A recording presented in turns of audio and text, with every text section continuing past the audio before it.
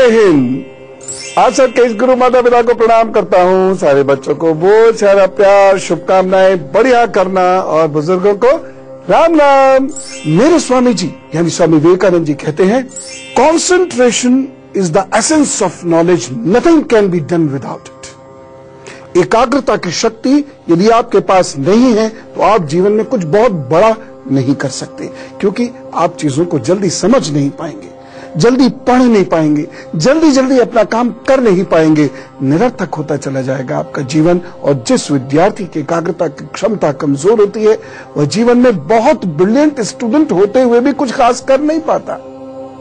आज मैं आपको एकाग्रता के बारे में बताऊंगा और ये नियम यदि आपने जिंदगी में उतार लिए तो ये तय है कि इन इम्तिहानों में आप बहुत तेजी से पढ़ पाएंगे, जल्दी से याद कर पाएंगे और अच्छे नंबर लाएंगे। मेरा कोई बच्चा न रोएगा न घबराएगा और अच्छे नंबर से पास होगा, पक्का।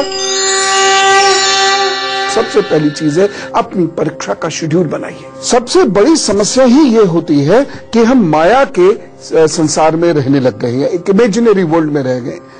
मोबाइल, इंटरनेट, ये सब वही है और इस चक्कर में हम लिखते बहुत कम हैं।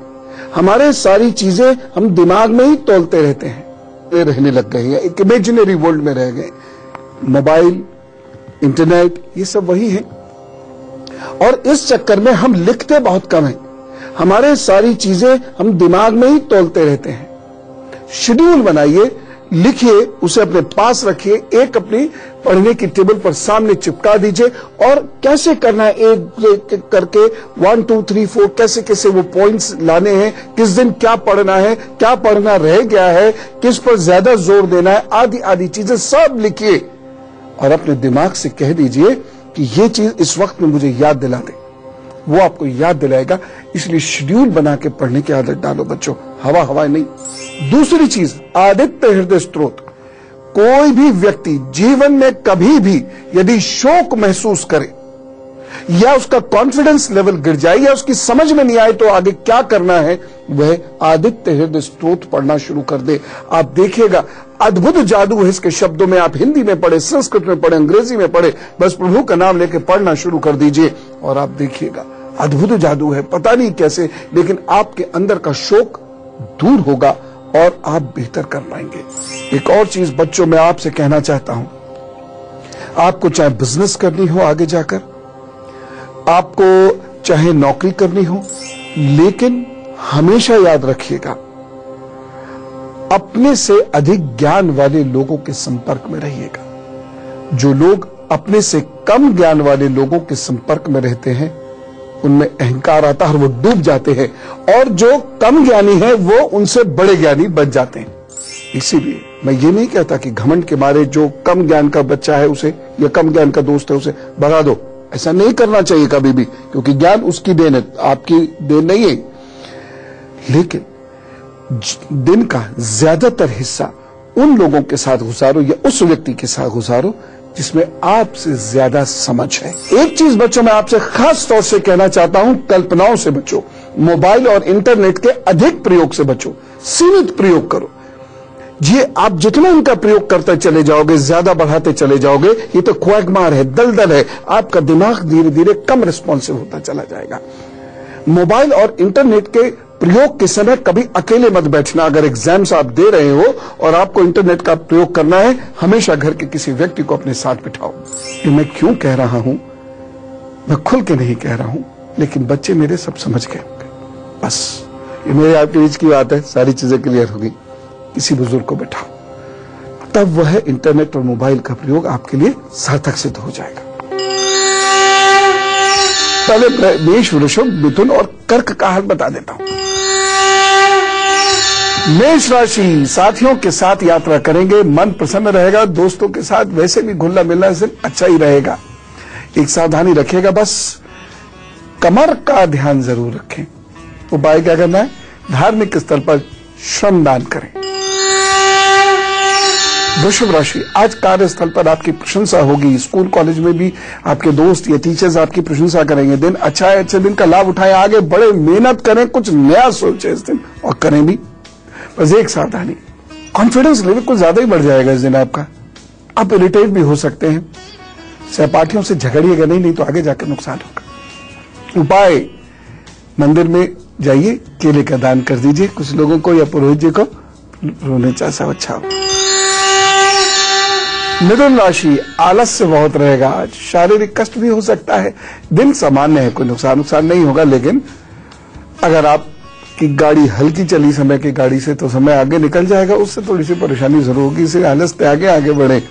सावधानी, सरकारी कार्यों में मत उलझिएगा इस दिन, नहीं तो नुकसान होगा। और रूल्स ऑफ द रोड का फॉलो जरूर कीजिएगा, सड़क के नियमों का पालन कीजिएगा, अच्छा होगा। उपाय क्या करना है, परेशानियों से बचने के लिए, चुस्त पुस्त होने के लिए शहद का दान भी कीजिए, और यदि शहद से आपको कोई शारीरिक समस्या नहीं होती हो तो थोड़ा शहद ले भी लीजिएगा, जल में घोल के ले लीजिएगा, उसके बाद काम पर चलिए, देखिए कितना अच्छा लगता है आपको।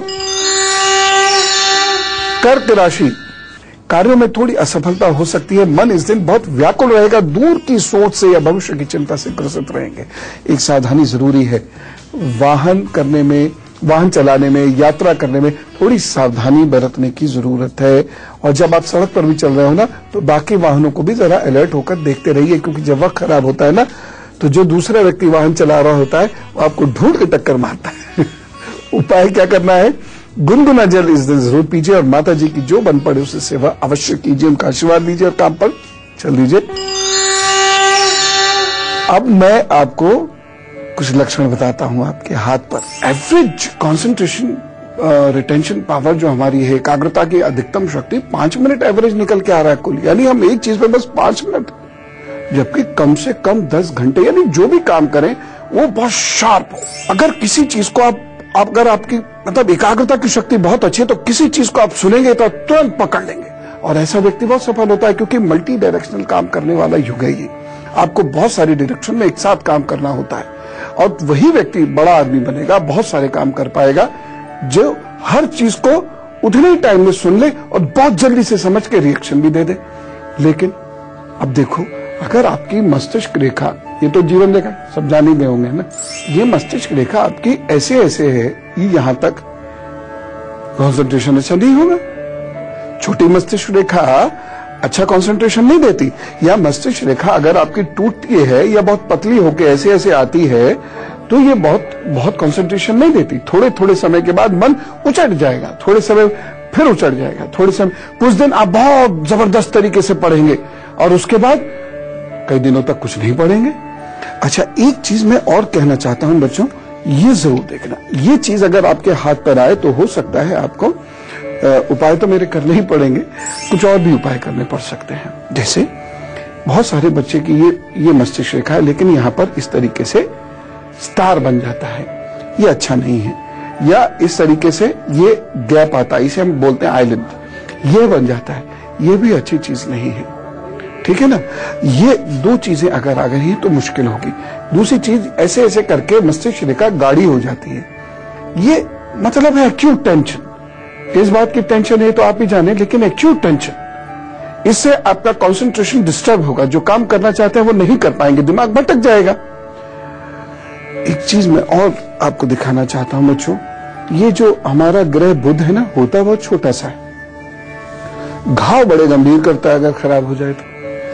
अगर यहां पर ये ऐसे रेखाएं हैं और ये कट रही, यह आपकी यहां पर इस तरीके से ये ऐसे करके टूटती हुई आड़ी तिरछी ऐसी करके एक रेखा चलती है, ये कनिष्ठा पे ना, लिटिल फिंगर के नीचे, ये बता रही है कि आपके शरीर में बड़ी बेचैनी है, दिमाग में बहुत सारे थॉट्स, आइडियाज एक साथ चलते हैं और इसकी वजह से जीवन में ठहराव नहीं है। उपाय बताता हूं, तो अब आपको जल्दी में कुछ एक चीजें बताता हूं। अगर हाथ में ये सारी चीजें हैं, क्या करना होगा, गुरु को प्रणाम करके अपने इष्ट का नाम लीजिए और फिर ओम, जिसे मैं बताता हूं उस तरीके से ओम का जप करके ध्यान में जाइए। एक और चीज बताता हूं बच्चों, भैंस का दूध पीना छोड़ दो, गाय का दूध पियो, दिमाग कमजोर होता है भैंस के दूध से। ब्राह्मी का सेवन आप जरूर करना, गाय के दूध और ब्राह्मी का सेवन अगर नियमित रूप से आप करते हैं तो बहुत अच्छा है। यदि आपको घबराहट होती है और उसकी वजह से कंसंट्रेशन आपका कमजोर होता है तो नारियल पानी जरूर पी लिया कीजिए। शरीर में जल की कमी होगी तो कंसंट्रेशन और दिमाग दोनों कमजोर होगा, इसलिए जल की कमी मत होने दीजिए, इधर उधर की चीजें पीने की बजाय जल पियो। जटामासी, ब्राह्मी और केसर, जटामासी, ब्राह्मी और केसर, इनका गाय के दूध में घोलकर 1 बूंद 2 बूंद इसका तिलक बनाकर मस्तक पर लगाया कीजिए। ये साधक जो लोग हैं, जो साधना करना चाहते हैं या जो लोग पढ़ना चाहते हैं, जो लोग अपने दिमाग को मजबूत करना चाहते हैं, उन सबके लिए रामबाण औषधि है। एक और चीज, अमरूद, अनार और संतरे का सेवन जरूर करिए, दिमाग मजबूत होता है, एक कंसंट्रेशन की प्रॉब्लम दूर होती है। यदि आपको क्रोध बहुत आता है और आपकी एकाग्रता कम है तो अनंत मूल की जड़ लाल धागे में बांधकर गले में पहनने से मन शांत होगा और एकाग्रता बढ़ेगी। उपाय बहुत सारे हैं, इसलिए चिंता नहीं करिए, बस आप तैयार हो मेहनत करके अपने आप को बदलने के लिए। परिवर्तित हो, परिवर्तन करो। अभी बताता हूं आपको कुछ राशियों का हाल। कौन कौन सी? सिंह, कन्या, तुला, वृश्चिक। सिंह राशि, आज व्यापारियों के लिए दिन अच्छा है, जमकर कार्य कीजिए, सुख की अनुभूति रहेगी। एक सावधानी जरूरी है, बहन से बिल्कुल मत झगड़िएगा, नहीं तो आपके भाग्य पर बुरा प्रभाव पड़ेगा। उपाय क्या करना है? अनुलोम विलोम करिए, काम पर चलिए, सब अच्छा होगा। कन्या राशि, रोगों से मुक्ति मिलेगी, ऊर्जा का स्तर आपका अच्छा होगा, लाभ के योग है, कुछ नया और अच्छा सोचकर आगे बढ़िए। सावधानी, पेशेंस नहीं खोना है, धैर्य नहीं खोना है, बस बाकी तो सब प्रभु कृपा से अच्छा ही होगा। उपाय क्या करेंगे? अरहर की दाल का दान कर दीजिएगा, उसके बाद काम पर चले। खासतौर से जिनको जमीन से संबंधित या भवन से संबंधित काम करने, वो ये कार्य जरूर कर दें। तुला राशि, आज कल्पना की दुनिया में खोए रहेंगे, मन स्थिर नहीं है, कुछ बेचैनी महसूस करेंगे, लेकिन फिर भी दिन अच्छा गुजरेगा, चिंता की कोई बात नहीं। सावधानी, सोच समझकर बोले और व्यवहार करें इस दिन। उपाय क्या करना है? जीवन साथी को उपहार दीजिएगा, चाय बनाकर पिलाइएगा, और या फिर अगर जीवन साथी नहीं है तो फिर आप आपके घर में जो काम करने वाले लोग होते हैं उनकी मदद कीजिए। वृश्चिक राशि, परिवार में किसी से कष्ट हो सकता है और शत्रु इस दिन मुखर रहेंगे, इसलिए आपको सावधानी बरतनी है। और क्या सावधानी? इस दिन जोखिम भरे कार्य मत कीजिएगा, कोई निवेश आदि का बड़ा फैसला मत लीजिएगा। उपाय क्या करना? हनुमान चालीसा का पाठ करिए, काम पर निकल पड़िए, तो वो सब ठीक करेंगे।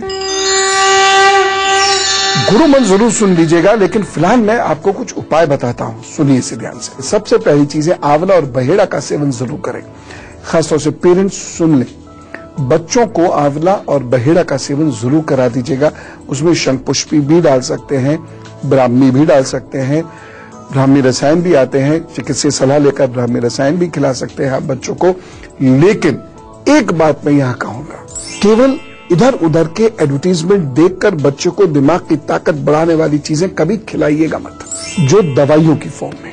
बहुत सारी चीजों के आप एडवर्टीजमेंट देखेंगे, ये दवा खाने से ही होता है, ये दवा खाने से दिमाग बढ़ जाता है। ये आपका काम नहीं है, ये डॉक्टर साहब बताएंगे ऐसा होता है या नहीं होता है। मेरे विचार से बच्चे के ब्रेन की ट्रेनिंग और उसके न्यूरॉन्स को ताकत देना या ब्रेन में एंटीऑक्सीडेंट्स पहुंचाना, यही सफिशिएंट है, बच्चे का दिमाग अच्छा होने लगता है। दूसरा उपाय है गुड़। यदि आपके बच्चे को कोई दिक्कत नहीं है गुड़ से, तो गुड़ खाना बहुत फायदेमंद सिद्ध होता है। और वो भी कब? सुबह सुबह ब्रश वगैरह करने के बाद थोड़ा सा गुड़ मुंह में रखकर चूसें, बहुत फायदेमंद होता है। लेकिन मसाले वाला गुड़ नहीं, जो बिल्कुल खटी गांव का गुड़ होता है ना, काला काला, दिखने में भी अच्छा नहीं होता, बच्चे ये क्या ले आए, वो वाला गुड़, फायदा उसी से होगा।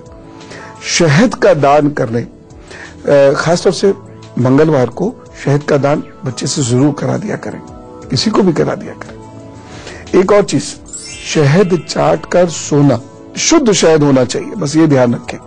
शहद चाट कर सोना बहुत बढ़िया होता है दिमाग के लिए, शरीर के लिए भी। एक और चीज, फिर आप कहोगे कि लो भैया या गुरुजी वो फिर वही बताने लगे, लेकिन मैं मजबूर हूं। मुझे मालूम है कि meditation is panacea to maximum health of mind. ध्यान बहुत जरूरी है। जो ध्यान करता है विद्यार्थी, चाहे 5 मिनट के लिए गहरी सांस लीजिए, जरा देर रोकिए और छोड़ दीजिए, धीरे धीरे सांस लीजिए 10 सेकंड तक, 10 सेकंड तक रोकिए, 10 सेकंड में छोड़ दीजिए, और गहन ध्यान में सब कुछ भूलकर 5 मिनट मात्र यदि विद्यार्थी सुबह या शाम या रात बैठने लग जाए, दिन में 2-3 बार, और देखिए उसका ब्रेन, देखिए उसका मूड, देखिए उसका कॉन्फिडेंस लेवल, एकाग्रता पे कितनी सारी बातें अभी करनी है, लेकिन ब्रेक के उस पार करेंगे।